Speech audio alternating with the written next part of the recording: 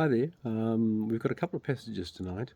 The first one is from 2 Peter chapter 2, verse 15. And it says, this is all talking about Balaam, the son of Beor. Okay? They have left the straight way and wandered off to follow the way of Balaam, the son of Beor, who loved the wages of wickedness.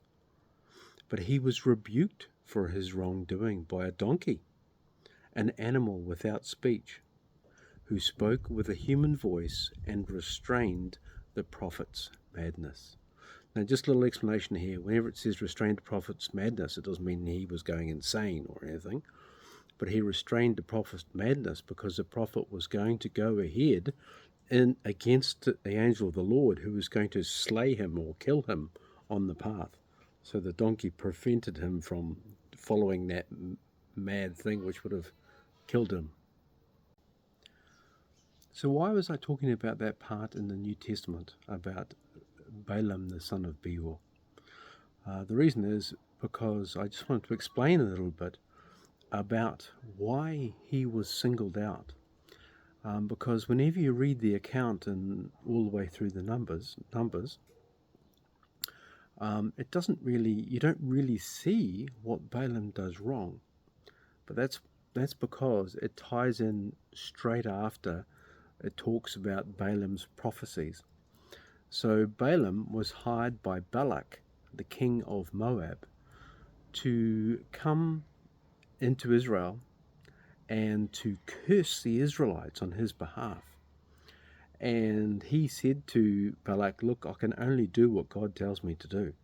All the money in the world is not going to change that. I can only do what God tells me to do.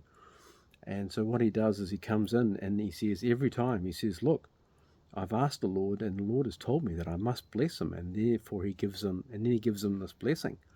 And Balak obviously is getting very frustrated, and he gets pretty ticked off with Balaam at the end because he's blessed Israel 4 times instead of cursing them at all.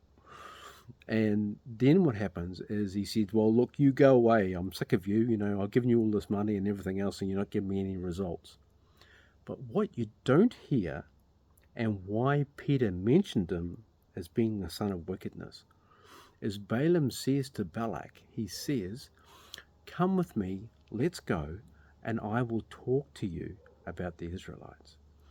And what happened as a result of that, and it comes out later on in Numbers and other places in the Old Testament, it comes out that what he advises Balak to do is to get his attractive woman and to put them on the borders around or nearby where the Israelites are encamped. And then he knew that what they would do is they'd want to mix with the woman of the land. And then if they did that they would get seduced by the gods that these women were following. And so that leads us to our second passage tonight, which is Numbers 25. I just wanted to show you what actually happened. Now Israel remained in Acacia Grove, and the people began to commit harlotry with the woman of Moab. This is what Balaam has advised Balak to do. They invited the people to sacrifices of their gods, and the people ate and bowed down to their gods. So Israel was joined to Baal, because that was the god that they were worshipping, Baal of Peor. And the anger of the Lord was aroused against Israel. They were not, of course, not supposed to do that. And Baal also insisted on child sacrifice. Then the Lord said to Moses, take all the leaders of the people and hang the offenders before the Lord out in the sun, that the fierce anger of the Lord may turn away from Israel. So Moses said to the judges of Israel, every one of you kill his men who are joined to Baal of Peor. And indeed, one of the children of Israel came and presented to his brethren right in front of them all. It was so blatant. A Midianite woman in the sight of Moses and in the sight of all the congregation of the children of Israel, who were weeping at the door of the tabernacle of meeting. Now when Phinehas, the son of Eleazar, the son of Aaron the priest, saw it, he rose from among the congregation and took a javelin in his hand. And he went after the men of Israel into their tent and thrust both of them through, the man of Israel and the woman through their body. So the plague was stopped amongst the children of Israel. And those who died in the plague were 24,000. Anyway, Phineas gets complimented for that later. But this whole plan came about because Balaam took money to deceive, he knew he couldn't curse them because God wouldn't allow him to. In fact, sent an angel to stop him, and then only his donkey saved him.